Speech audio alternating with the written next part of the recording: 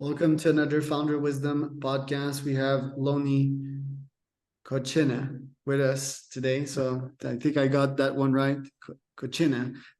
Czech name apparently. Lonny is, as you will see, an artist, but he's also the founder of Media Relations Agency. So we're gonna talk about PR. We're gonna talk about marketing. We're gonna talk about everything in between sales and Lonny, which is quite the interesting person.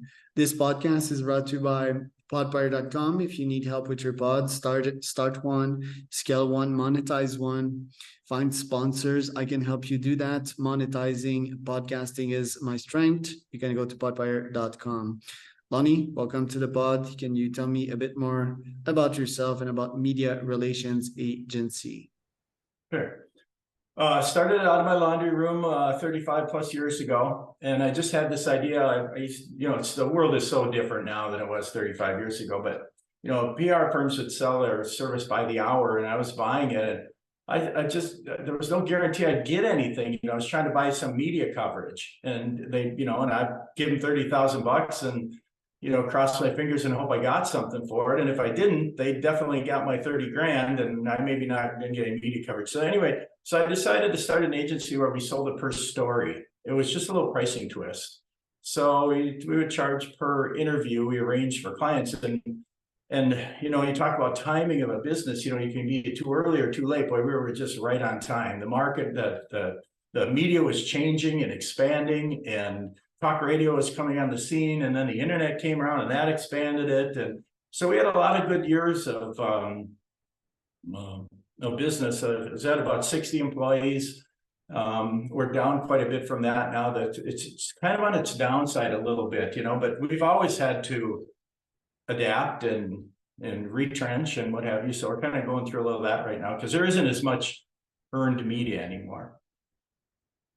Right.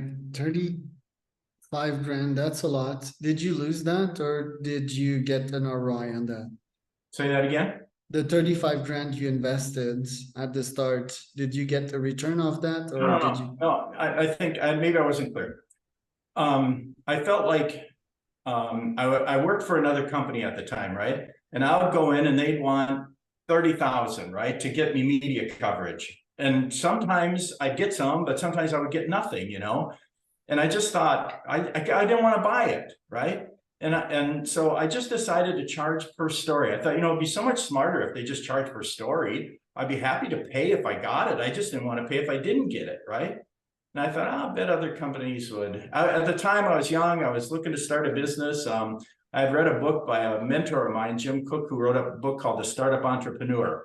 And in there, he said, keep a log of things that frustrate you. And if you can solve that frustration, you got the kernel for a business there.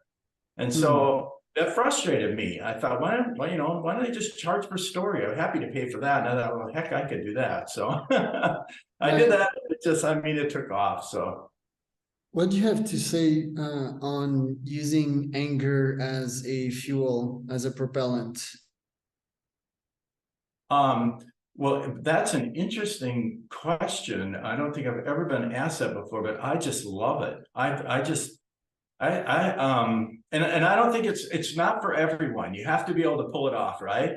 But especially in the early days, I was kicking trash cans and throwing chairs, and if I understood your question right, just that drive that boils up in you, and people see that and they sense it. You can't really use that much today, though. The next generation is just too soft for that. If I went in there and started kicking trash, I can leave. I want to go to a company that's socially responsible, and it does. I'm like, oh, whatever. Times change. What do you think about it? I think it's great. I think that it's responsible for most of my growth because anger is like, shit, this is not working. I had a fight with my wife, for example, and now I need to fix it, because that cannot continue as is. We need to come up with a new plan and execute on that plan. If there's no anger or pain, why would I change anything, right?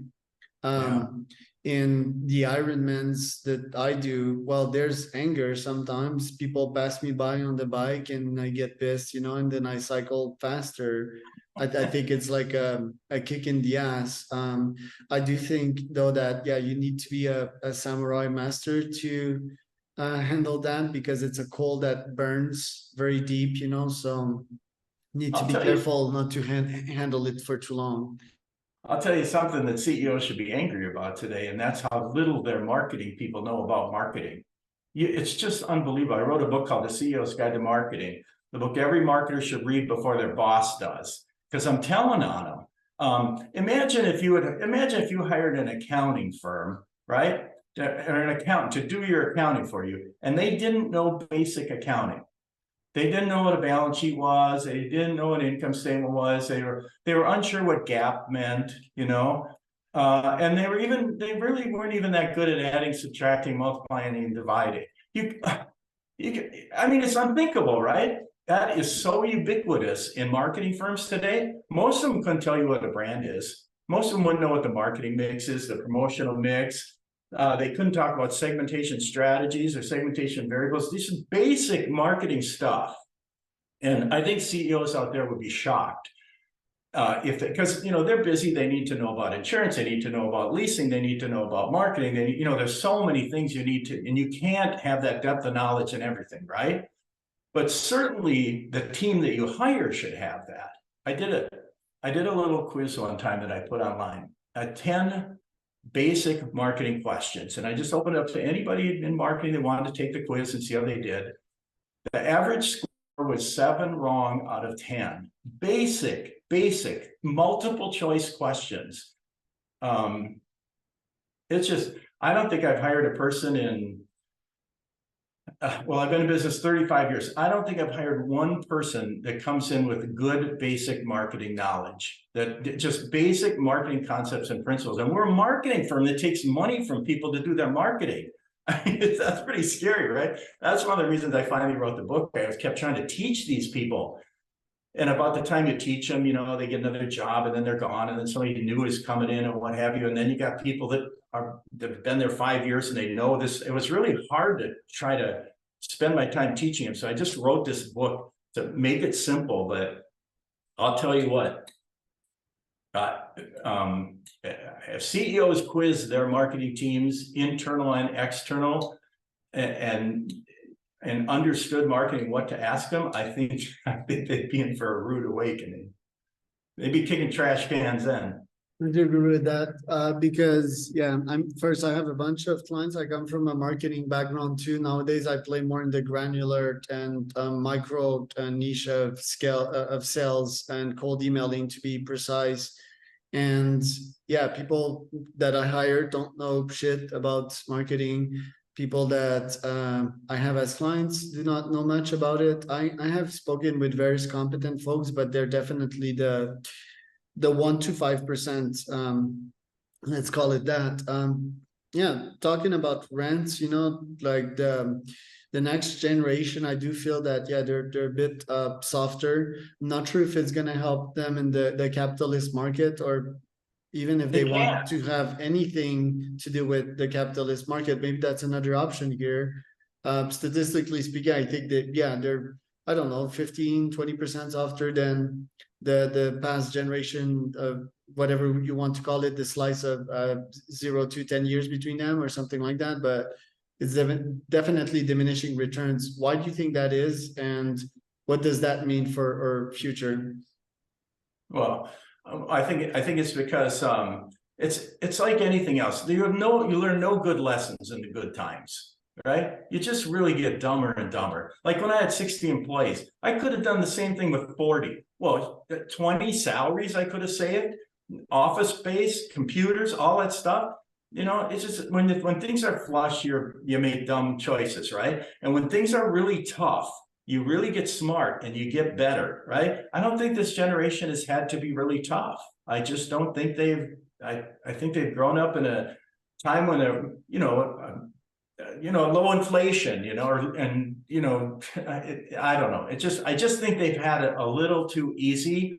And so I think they're soft, but you can toughen up real fast. If things get dicey, people change pretty quick, so. Yeah, I think that they have a humongous challenge also, not only with the softness. And by the way, my parents gave me good liberty, but I was always pampered. And I do think that this disadvantaged me in this market. For me, it was quite uncomfortable to get into that market. Fortunately, I had some genes and some environments that brought me to, the top of the food chain, top predator of the food chain nowadays. But yeah, I could have missed out on that pretty easily. And I think that not only the next generation has that too. And by the way, I'll make sure to not raise my children as pampered little kings and queens. That's not going to be that way. But I also think that AI is a humongous wall that they will have to climb. And just like in a Spartan race, the fat ones won't make it on top of this wall,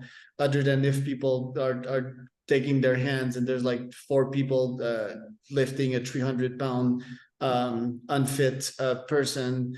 And that being said, a bunch of them will abandon and will not jump over that wall, because AI is just getting smarter. It's already smarter than most interns, right? And then it keeps on getting smarter. It's more connected, it's more speedier. And I think at this point, the decision is quite binary. It is either I get in this job market or I don't, and both have their advantages. Yeah. One you will be taken care of most likely by UBI, and sometimes as of now taken care by the government, meaning that hardworking people will have to pay more taxes. And the other is like, yeah, get in the pain cave, because yeah, it won't be easy for anyone that gets into this market. Do you agree?